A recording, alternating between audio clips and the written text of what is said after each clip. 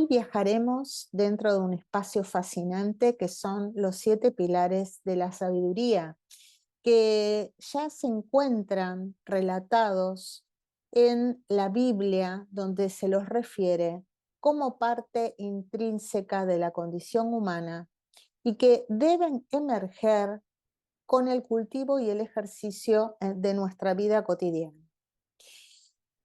Los pilares son las piedras fundacionales donde se establece el alcance del ser humano a su mejor propósito, alcanzar la sabiduría para poder ser así un faro junto con miles de almas que buscan el mismo fin, evolucionar. Y estos pilares son la ética, la humildad, la instrucción, la disciplina, el conocimiento, la integridad y la honestidad. Pero claro, todo esto debe estar regado por algo que es esencial, que es el amor. El amor es el conector de la vida. No podemos dejarlo fuera de todos estos conceptos, porque necesitamos con urgencia despertar, pero a ese amor, no el que nos enseñaron, al amor que hay dentro de nosotros, donde nosotros como seres humanos, en nuestro interior ya lo llevamos a ese amor especial. Y lo que está pasando hoy es que nuestro amor está encerrado, encajonado, no lo dejamos salir. Y los elementos que lo hacen que esté encerrado son básicamente los juegos de la mente que envidia, que quiere hacer las cosas a su modo, que se aferra al egoísmo, a la vanidad, que se cree elitista, soberbia, que se deja llevar por aquellos aspectos conductuales que lo alejan de ser genuino, ¿no? El perfeccionismo, los excesos, la carencia, los abusos, la violencia, nada de eso nos conecta con el amor. Pero el mundo que hemos creado como humanidad tiene mucho de todo esto. Eso hace que el amor no sea lo más visible, nos cueste conectar con esa energía primaria que es lo que cohesiona todas las cosas. Pareciera que el amor hoy no existe porque nos cuesta identificarlo en algún lado. Tenemos que poner mucha buena intención para poder verlo. Pero el amor que está dentro de nosotros es el que primero tenemos que cultivar y fortalecer para luego poder elevarlo y transmitirlo a través prácticamente de nuestra vida cotidiana. Y acá haré una distinción porque ese amor tiene que ser bien identificado entre poder discernir cuando ese amor lo estamos dando por miedo o cuando ese amor realmente es genuino, lo estamos dando sin esperar nada a cambio. En este momento, como individuos, nos encontramos frente a una batalla, una lucha interna entre el bien y el mal. Hay que recordar que somos fractales de la fuente. Entonces, les propongo que comencemos ya, que sea un manos a la obra y que nos olvidemos del ya sé, lo tengo claro, qué es lo que tengo que hacer, para identificar que únicamente podemos empezar a ser faros de luz si aprendemos nosotros mismos a inspirarnos en pequeños pasos diarios para renovar nuestro contrato de vida con nosotros mismos, para comenzar a vibrar a una velocidad y a una frecuencia mucho más elevada de nosotros mismos. Entonces, mientras comenzamos a identificar ¿Hasta qué punto ese amor lo estamos cultivando genuinamente o está más cercano a nuestro temor? Vamos a viajar un poquito más en estos 7 pilares de la sabiduría y sus orígenes. Como les dije antes, se basa mucho en los relatos bíblicos. También tenemos que hablar de Aristóteles, porque él también promovió utilizar las virtudes como una forma de alcanzar la felicidad. Pero el título, Los 7 pilares de la sabiduría, en realidad llega a nuestros días a través de un libro basado en la crónica personal de un aventurero de comienzos del siglo XX, llamado Lawrence, el famoso Lawrence de Arabia, un miembro del gobierno británico que termina convirtiéndose en héroe de la resistencia árabe. Sí, así como lo oyen. En los preludios de la Primera Guerra Mundial, en pleno apogeo del colonialismo europeo, un agente del gobierno británico se interna en la península arábiga con la finalidad de subyugar una inminente rebelión anticolonial. El emisario es en cuestión recorre bajo un sol abrasador amplias regiones desérticas, trata con los enemigos del Imperio Británico, conoce sus costumbres y se gana su confianza. Y se convierte en uno de ellos y actúa de forma subrepticia a favor de los intereses de la metrópoli. Aunque le repugna cada vez más ejercer ese papel, comienza a simpatizar con la causa árabe. Y esa es la historia de los 7 pilares de la sabiduría. Pero les quería comentar sobre este libro porque justamente él, a medida que va avanzando en su vertiente, en su línea temporal, va adquiriendo y va incorporando estas columnas que lo convierten en un sabio. Y vamos a hablar entonces de la primer columna, que sería la ética.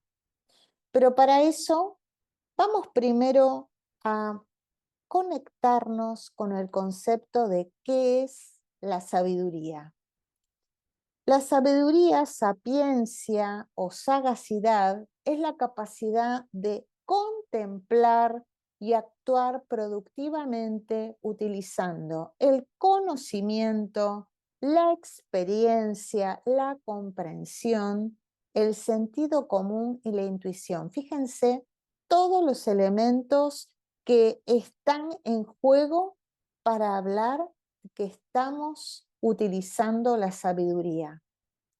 Conocimiento, debo tener conocimiento, debo tener una experiencia adquirida, debo practicar, debo contemplar previamente, debo tener un estado de comprensión, saber comprender lo que veo, utilizar el sentido común y también dejarme llevar por la intuición.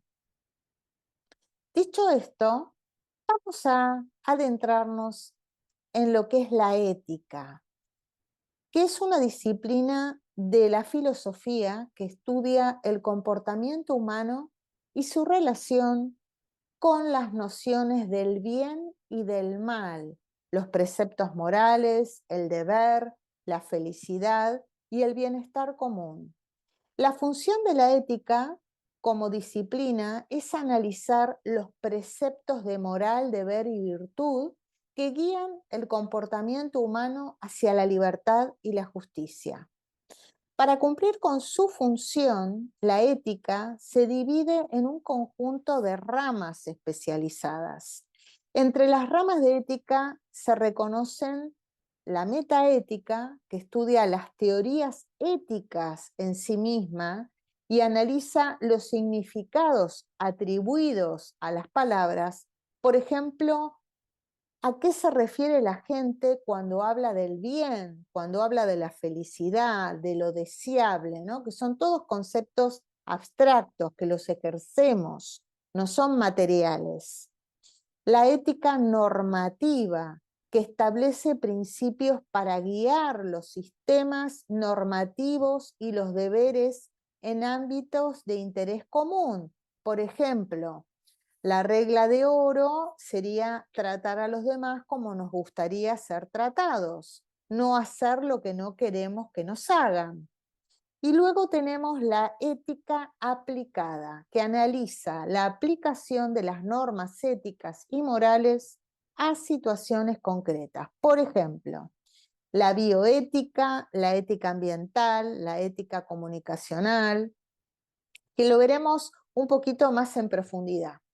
La ética se relaciona muy estrechamente con la moral, pero es diferente a esta. Y es importante identificar las diferencias. Mientras la moral se refiere a normas adaptadas por tradición, la ética es una disciplina que reflexiona sobre cuáles acciones serían las más correctas. Por ello, en el lenguaje común, la ética también puede ser entendida como el sistema de valores que guía y orienta el comportamiento humano hacia el bien. Vamos ahora a adentrarnos un poquito más en la ética y la moral. En esta diferencia que hay entre ambas, ¿no? La moral defiende el cumplimiento de las normas surgidas de la costumbre. Es muy importante entender esto, porque es una cuestión cultural. La ética defiende, en tanto, los principios que guían el comportamiento, aunque desafíen las costumbres y la cultura. En la filosofía, la ética analiza las acciones humanas y las normas sin limitarse a la moral, ya que no prescribe normas como tal. La ética solo define normas explícitas para las profesiones en ejercicio de sus funciones, a fin de garantizar que actúen correctamente cuando la moral personal entre en conflicto con el deber profesional. Y vamos a ver un ejemplo muy claro en esto. Supongamos que un médico recibe a un asesino herido por la policía como paciente de emergencias. Sus valores morales le hacen reprobar al paciente y pensar que es injusto que él viva cuando ha matado a tantas personas inocentes. Sin embargo, el código ético de su profesión lo obliga a hacer todo lo posible para salvar su vida. Si lo deja morir deliberadamente, el médico puede perder su licencia profesional. El cumplimiento entonces del deber profesional se impone sobre la moral del individuo.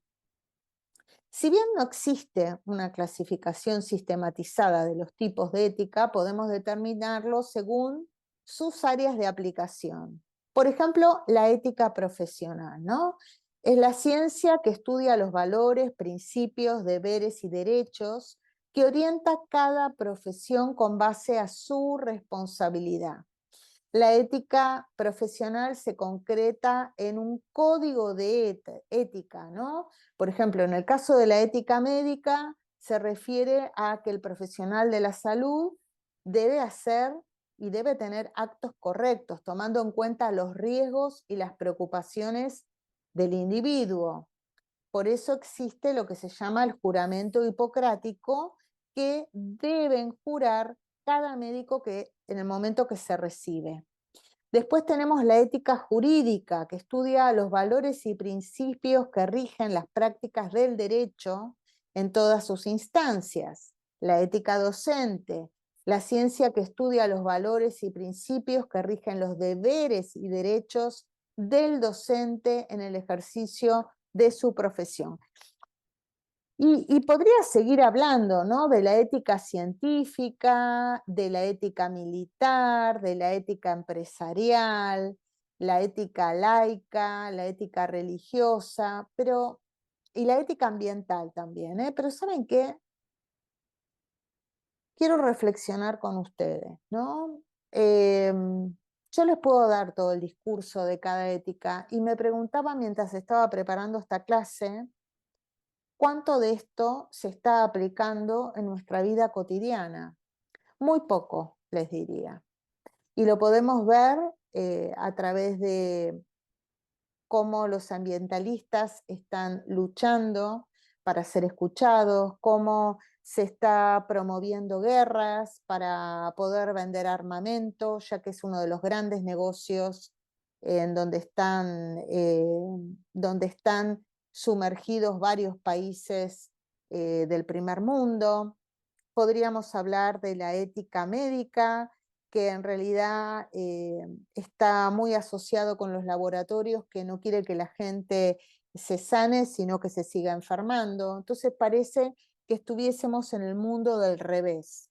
Pero así todo, yo les propongo que más allá que veamos un mundo que parece ser que se está desmoronando, empecemos a aplicar nosotros la ética. Seamos inspiradores de una ética que contagie. Si debemos contagiar algo, contagiemos la ética. La ética es tener la capacidad de distinguir entre lo que es bueno y malo, más allá de nuestra costumbre, nuestra cultura, ¿no es cierto? Y vamos a encontrar el origen de la ética en la antigua Grecia.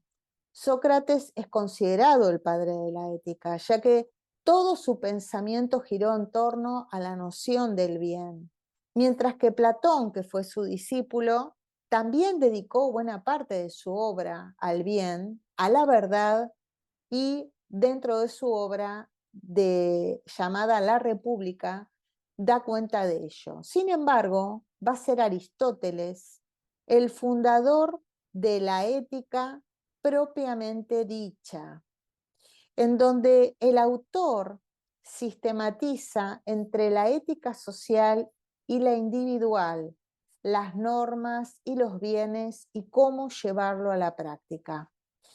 Junto a ello, Aristóteles lo que hace es promover las virtudes, porque él enuncia que solo a través de las virtudes el ser humano puede alcanzar la felicidad.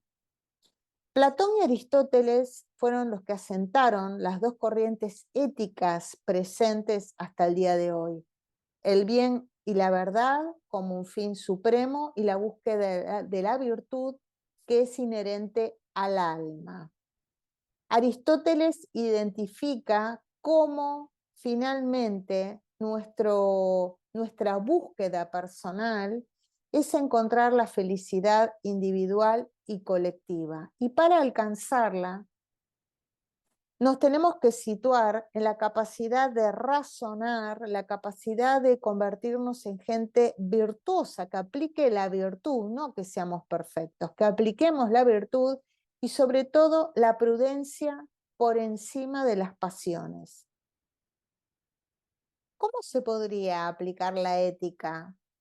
Teniendo en cuenta que está por encima de la moral y por encima de las tradiciones.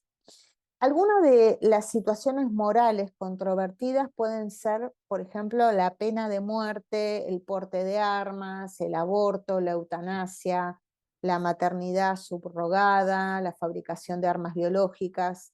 Pero la ética aplicada se basa en los principios normativos, por ende, se relaciona con las teorías del deber y de sus consecuencias. Como ejemplo, de ética aplicada, vamos a utilizar la ética profesional, donde se estudian distintos escenarios, ¿no? Entonces, en la ética jurídica, por ejemplo, uno de los principios de la ética es el secreto profesional y el derecho a la defensa. ¿Cómo sería la ética médica aplicada? Por ejemplo, que un profesional de la salud frente a situaciones de conflicto entre la moral y el deber profesional, debe siempre establecer como prioridad el deber profesional. ¿Cómo sería en el caso de la ingeniería? Siempre va a estar relacionado con la ética puesta al servicio del riesgo y la seguridad de los proyectos de obras en construcción. En el caso de la ética docente, va a establecer que el maestro o profesor debe regir su actividad docente con una relación respetuosa con los adultos y con la comunidad educativa. Dentro de lo que es la ética militar, se deben establecer criterios para la acción militar responsable a fin de limitar lo más posible el uso de la violencia de Estado, como por ejemplo el intervenir en las manifestaciones civiles. En el caso de la ética organizacional, se refiere a las directrices de una organización en materia de principios y valores, donde se debe fomentar el respeto y las tolerancias por las diferencias ideológicas. En el caso de la ética empresarial, y esto es muy interesante, algunos choques que vamos a encontrar es los escenarios donde hay una controversia moral en la responsabilidad de las empresas. Algunas explicaciones, algunas cuestiones pueden ser, por ejemplo, la publicidad engañosa, la competencia desleal, la explotación ambiental no sustentable, la discriminación laboral, la violación de derechos laborales. Bueno, ahí podemos identificar la falta de ética. En el caso de la ética ambiental, algunos temas recurrentes donde debe aplicarse son los derechos de los animales, la sobreexplotación ambiental, las especies en peligro de extinción. Y en el caso de la ética social, los temas frecuentes donde se debe aplicar son los derechos humanos, la discriminación, la pena de muerte, la guerra biológica, el control de armas. Luego tenemos la ética sexual, por ejemplo, que tiene que existir el mutuo consentimiento, cuando se aplica el adulterio, la explotación sexual, el celibato, y esos son parte de las normativas que deben ajustarse de acuerdo a la ética. Por ejemplo, la ética al deporte, la competencia justa, el espíritu de equipo, el compañerismo, el dopaje, la bioética, las ciencias de la vida con los seres vivos en sí mismos. La bioética debe hacer una reflexión sobre el aborto, la eutanasia, la manipulación genética, la bionanotecnología.